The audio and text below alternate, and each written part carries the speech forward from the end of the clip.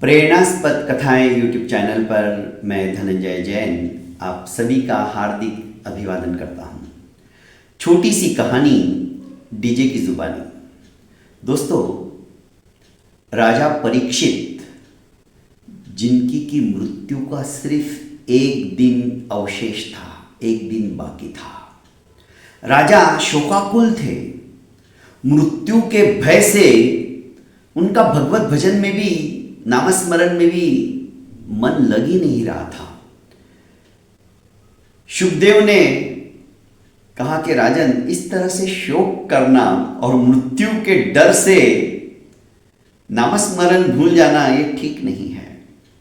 शुकदेव ने कहा कि आप स्वयं यदि इस तरह से शोकाकुल रहोगे तो राजन, दूसरों से हम क्या अपेक्षा रखेंगे। इसलिए मन को स्थिर करके, मन को साधना में लगाकर, मृत्यु के भय से उपरत होकर आप सिर्फ आत्मचिंतन कीजिए। तो राजा परीक्षित ने कहा कि असंभव हो रहा है, मैं व्याकुल हो रहा हूं, मुझे मेरी मृत्यु सामने दिखाई दे रही है और मैं मरना नहीं चाहता। शुकदेव ने कहा कि ठीक है, एक कहानी मैं तुम्हें सुनाता हूं, ध्यान से सुनो। थोड़ा सा इस कहानी के प्रति ध्यान दो। एक राजा था। वो राजा जंगल में शिकार करने के लिए चल पड़ा।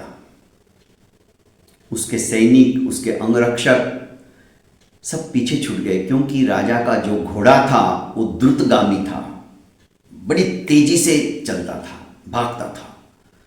राजा एक भयंकर जंगल के अंदर भटक गया।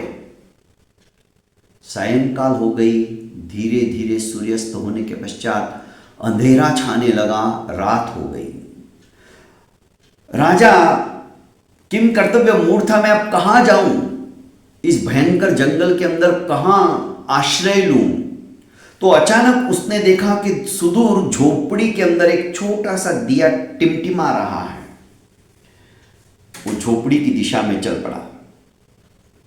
झोपड़ी छोटी सी थी, पर इतनी भयंकर दुर्गंध से व्याप्त थी कि वहां पर खड़ा रहना भी दुभर था। पर इस राजा के पास कोई दूसरा चारा भी नहीं था। उस झोपड़ी में एक बहेलिया जो कि बीमार था और उसने अपना मलमूत्र विसर्जन करने के लिए झोपड़ी के एक कोने में वो स्थान बना लिया था। झोपड़ी के ऊपर तार टंगे हुए थे और उसमें जानवरों के मांस लटके हुए थे उसे खाने के लिए। ये सब देखकर राजा का मन बड़ा द्रवित हो गया, परेशान हो गया। पर अब जाए तो जाए कहां। उसने उस बहेलिया से कहा कि भाई, आज की रात मुझे यहाँ पर विश्राम के लिए रुकने दीजिए, मैं तुमसे विनंती करता हूँ, प्रार्थना करता हूँ। बहेलिया ने कहा, नहीं भाई, ऐसे ही भटके हुए लोग कई बार आते हैं, पर वो वापस बोलते तो ऐसे ही है कि आज की रात रुकने दो और दूसरे दिन जाने का नाम ही नहीं लेते। मेरा बुरी तरह से उनसे झगड़ा होता है, तब कहीं वे जाते हैं। मैं सॉरी, अब मैं किसी को नहीं रोक सकता यहाँ पर, मैं थक गया हूँ झगड़ा कर करके। राजा ने कहा कि मैं राजा हूँ और भला मैं इस दुर्गंधपूर्ण झोपड़ी में रुकने का क्यों आग्रह करूंगा दूसरे दिन भी। आज तो मेरी मजबूरी है, मैं इस भयानक जंगल के अंदर एकाकी बाहर नहीं रुक सकता, तो मुझे रुकने दो। मैं तुम्हें वचन देता हूं कि मैं सवेरे सूर्योदय होते ही यहां से निकल जाऊंगा। बड़ी मन्नतें करने के बाद में उस बहेलिये ने इस राजा को वहां पर आश्रय करने की परमिशन दे दी। आखिर जब राजा वहां पर रुक गया तो रात भर में उस दुर्गंध से उसका दिमाग इतना रचपच गया, वो दुर्गंधमय इसमें ही व्याप्त हो गया। वो भूल गया कि संसार में दूसरी कोई चीज भी है। बस उसे तो वो स्वर्ग जैसा लगने लगा कि बस मैं तो यहीं रहूंगा। बीच में एक छोटी सी कहानी याद आ गई। भंवरे की और गंदगी के कीड़े की दोस्ती हो गई। दोस्ती इतनी प्रगाढ़ हो गई कि पूछो मत। एक बार जब भंवरा उस कीड़े से कहता है कि भाई चल ना, तुझे मैं अपने उपवन में ले जाता हूं, वहां की खुशबू तो देख तू। पर ये कहा कि नहीं, यहां की खुशबू ही अलग है, मुझे यहीं रहने दो। पर भंवरा उसे जबरदस्ती लेके गया और उपवन के तरह तरह के फूलों के पुष्पों का पराग का रसास्वादन उसे लेने को कहा। पर उसने कहा कि नहीं, मुझे तो कुछ भी खुशबू नहीं आ रही है, मुझे तो मजा ही नहीं आ रहा है। अरे तू ऐसी कैसी बात करता है, ये संभव नहीं है। आखिर उस भंवरे ने कहा कि बता, तेरा मुंह और नाक खोल। तो उसने उस गंदगी की गोली उसने दबा के रखी थी। जब तक वो मानसिकता बनी रहती है तब तक आप कितना भी अच्छा बताओ, कुछ नहीं हो सकता है। ऐसा ही हुआ, एक रात के अंदर उस दुर्गंधपूर्ण वातावरण की स्मेल उसके नाक से और शरीर में जो व्याप्त हुई, वो निकलने का नाम नहीं ले रही थी।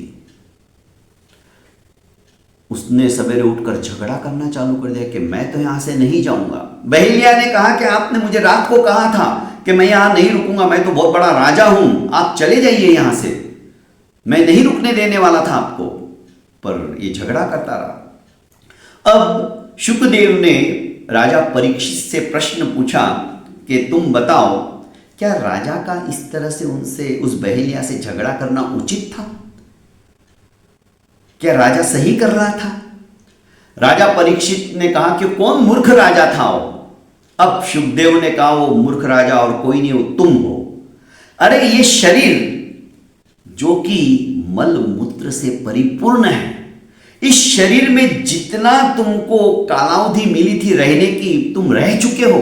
अब कल तुम्हें इस शरीर का त्याग करके जाना है और तुम मृत्यु के भय से डर रहे हो, शोक कर रहे हो। तो तुम्हारे में और उस राजा में क्या अंतर रहा?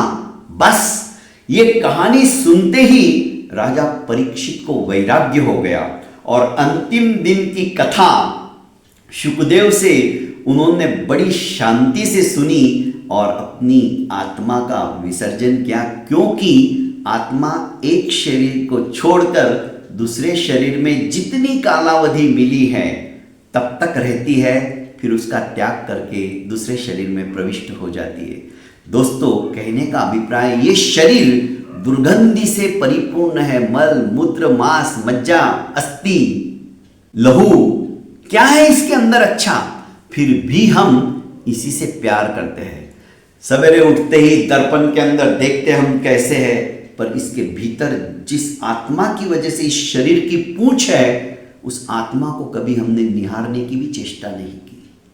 यही वस्तु स्थिति है, यही सत्य है। बहुत बहुत धन्यवाद दोस्तों।